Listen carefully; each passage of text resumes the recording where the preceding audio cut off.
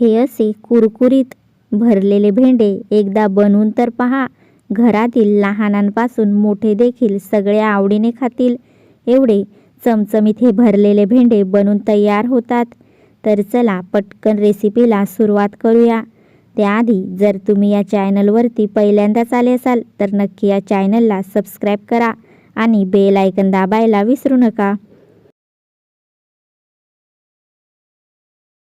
तर इथे मी अगदी ताजे आणि कवळे पाहून भेंडे घेतले आहेत. भेंडे स्वच्छ धुवून आणि कपड्याने पुसून घेतले. आता भेंड्याच्या वरचा देठ आणि खालचं टोक कापून घेऊ आणि मध्ये अशा प्रकारे उभी कट मारून घेऊ, जेणेकरून मसाला आतपर्यंत चांगला भरता येईल. सगळी भेंडी याच पद्धतीने कापून घेऊया. तर पहा, मी इथे सगळे भेंडे कापून घेतले आहेत. आता याच्या आतमध्ये भरण्यासाठी एक मसाला तयार करून घेऊ. त्यासाठी थोडीशी कोथिंबीर, एक हिरवी मिरची, 7 ते 8 लसणाच्या पाकळ्या, अर्धी वाटी ओला नारळ आणि एक तुकडा आलं घेतला आहे. सगळं मिक्सरच्या भांड्यामध्ये घालून घेऊ. याच्यामध्ये 1 चमचा जिरे घालून घेऊया आणि पाणी न घालता मिक्सरला बारीक करून घेऊ. पाण्याचा थोडा देखील वापर करायचा नाही. तर पहा, मी मसाला इथे वाटून घेतला. याच्यामध्ये थोडा देखील पाण्याचा वापर केलेला नाही. आता गॅसवर एक कढई ठेवून घेतली. कढईमध्ये अर्धा पळी तेल घातलं. तेल चांगलं गरम होऊन देऊ. तेल इथे गरम झालं आहे. एक बारीक चिरलेला कांदा घालून घेऊया. कांदा चांगला गुलाबी रंगावरती परतवून घेऊ. वरून चवीपुरतं मीठ घालूया, जेणेकरून कांदा लवकर भाजला जाईल. कांदा अगदी जास्तीही भाजायचा नाही, फक्त गुलाबी रंगावरती परतवून घ्यायचा आहे. तर पहा, कांदा मी इथे चांगला परतवून घेतला. आता याच्यामध्ये अर्धा चमचा हळदी पावडर, 1 चमचा लाल तिखट मसाला, लाल तिखट तुम्ही आवडीनुसार कमी जास्त करू शकता, अर्धा चमचा गरम मसाला घातला. आता या फोडणीमध्ये हा वाटून घेतलेला मसाला घालून घेऊया. मसाला चांगला फोडणीमध्ये परतवून घेऊ. वरून थोडंसं पाणी घालूया. मी इथे मिक्सरच्या भांड्यामध्येच थोडंसं पाणी घेऊन घातलं आहे, 2 ते 3 चमचे. आता पुन्हा सगळं चांगलं एकत्र मिक्स करून घेऊ. वरून 1 चमचा बेसन घालूया. बेसन घातल्याने मसाला अगदी घट्ट होतो आणि भेंड्यांच्या आतमध्ये भरल्यावरती बाहेर निघत नाही आणि बेसनाची चव देखील छान येते. 2 ते 3 मिनटं मसाला चांगला परतून घेऊ. लो फ्लेमवरतीच मसाला इथे परतून घ्यायचा आहे. तर पहा, मी इथे 3 मिनटं मसाला चांगला परतून घेतला.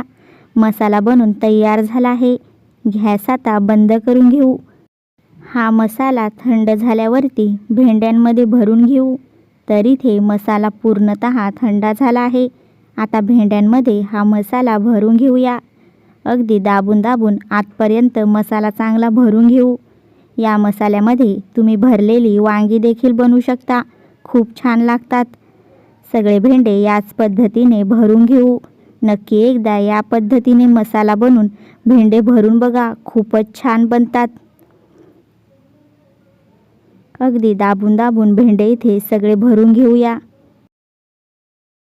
तर इथे तुम्ही पाहू शकता, मी सगळी भेंडी मसाल्यामध्ये चांगली भरून घेतली आहे. मसाला थोडासा शिल्लक राहिला होता, म्हणून मी आणखीन थोडीशी भेंडी इथे कापून आणि त्याच्यामध्ये मसाला भरून घेतला आहे. आता आपण भेंडी फ्राय करून घेऊया. त्यासाठी गॅसवरती एक तवा ठेवून घेतला. तवा इथे गरम झालेला आहे. तव्यावरती 1 पळी इतकं तेल घालून घेऊ. तेल चांगलं गरम होऊन देऊया. तेलामध्ये थोडंसं मीठ घालूया, जेणेकरून भेंडी बाहेरून देखील अळणी लागणार नाही. आता एक एक करून भेंडी आपण तेलामध्ये सोडून घेऊया. गॅस इथे मीडियम फ्लेमवरती ठेवायचा आहे. या मसाल्यामध्ये ओल्या नारळाचा वापर केलेला आहे, म्हणून मसाला अगदी अप्रतिम असा बनतो. तुम्ही नक्की या पद्धतीने एकदा भरलेली भेंडी बनवून खाऊन पहा. पुन्हा पुन्हा याच पद्धतीने बनवाल. घरातील सगळे अगदी आवडीने खातील. तर पहा, मी इथे सगळे भेंडे तव्यावरती घालून घेतले. आता चारी बाजूनी भेंडे चांगले फ्राय करून घेऊ. 1-2 मिनिटांनी भेंडे असे परतून घ्यायचे, जेणेकरून भेंडे सगळ्या बाजूने चांगलेसे फ्राय होतील. आता याच्यावरती 2 ते 3 मिनिटासाठी झाकण ठेवून घेऊया, जेणेकरून भेंडे चांगले शिजले देखील जातील. इथे पाण्याचा थोडा देखील वापर करायचा नाही. 2 मिनिटानंतर मी झाकण काढून घेतलं. पुन्हा भेंडे परतवून घेऊ.